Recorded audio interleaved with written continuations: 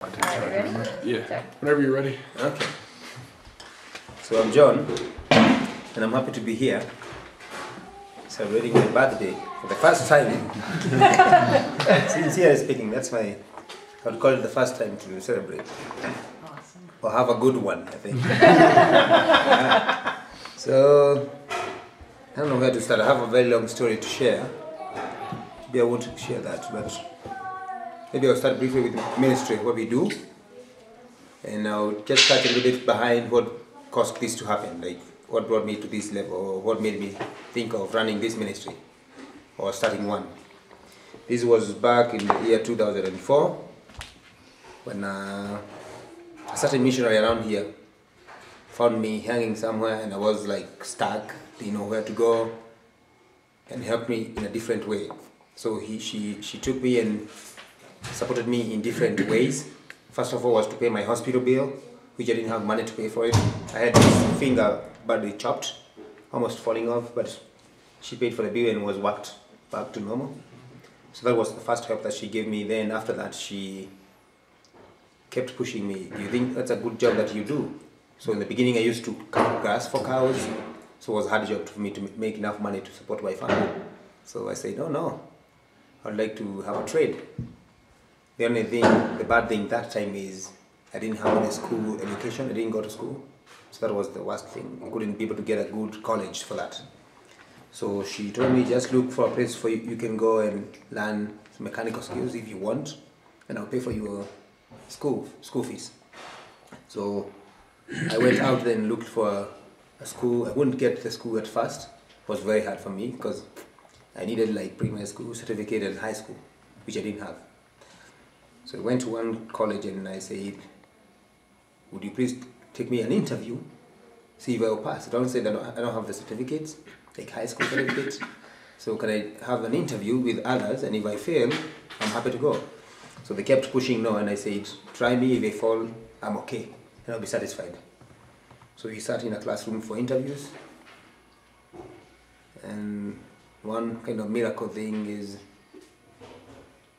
I don't want to say I was the best, but it happened that I got the highest chance to join the college. But now, I didn't have my high school papers. So finally they argued in the office with the principal and like the director of the school, the college, and they say, let's give him a chance for the first year, see if he can make it. So I went in the first year, and at the end of the year, I had a distinction in mechanical skills. And they were like, what is happening here? Is this guy lying to us that he never went to school? Or... But it's more like sometimes when you have passion for something and you have your goals, you're gonna go for them if you're ready with your life. So for me, I knew if I don't get that, then I'm lost. So I went for it and I passed the first year, went for the second year, which was my final year now. And I got I think I had a B. The whole exam was like, I had a B. I thought it was a B plus for sure. Because I had only like a C minus, then the rest were like B's, B plus. So I had a B plus in my final exam, which is a grade 3 trade test. And after that, I never wanted to go further because I knew I wouldn't get a chance to join a university without a high school thing now. So I knew I needed a certificate to be able to go looking for jobs. So I came here to Kijabi and I went to RVA, the school up there, and I told them I just need an enterprise, which is attachment. You go for like a period of like 3 months, then you can take a report back to school, or the company will say if you were good. So I asked them for that, for 3 month time, and they said, oh no, we can give you only 1 month, because we don't have space for that, 3 months. And I said, that's okay. So in RVA you only get 20 days in a month. You can't get the 28 days. You get 20 days, 20 working days. So they gave me that. And after that, after the 20 days, I thought, oh, my work kind of contract is done, I have to stay home. So I stayed home a little bit. And the day that I missed to go to work, they called me and said, are you not coming to work? I told them, oh, my days were done. No, you have to come again. We're giving you another 10 days. So I went back there, and now they're paying me now to work for the 10 days. And the thing is, they were very happy about what I was doing, my mechanical skills in the workshop at the school. They were like more than happy. So I worked for 10 days, they were gone. They said, can we give you until we stop you? Can you work until the day we stop you? And I said, yes. So I worked for a whole year. So within this time I was like, why my life is changing this so fast? Sometimes we don't see life changing on us because we think it's all the same, the way it was before. But God has some good things for us in store if we just trust and believe in Him.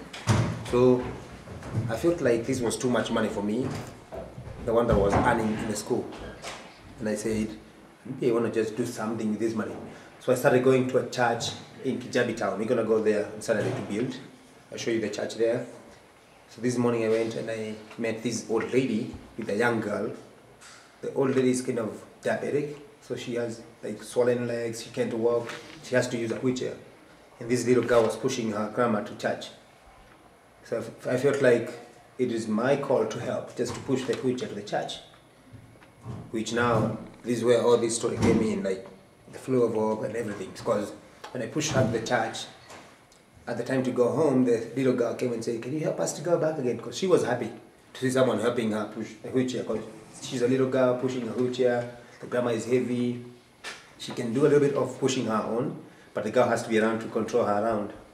So I say, oh yeah, I'll help. It's just by my way out from the church. So I did that again. And when we got home, this was kind of testing to me, and I feel like I did the right thing at the right time. Because the girls asked me, can you help us with some food? And I said, some food? I don't have any food. Then she said, oh, give us some money to buy some food. And I said, oh, you don't have any food. Then she explained, and the grandma explained, we don't have any food. We haven't ate for some days. So if you have anything, just leave anything with us.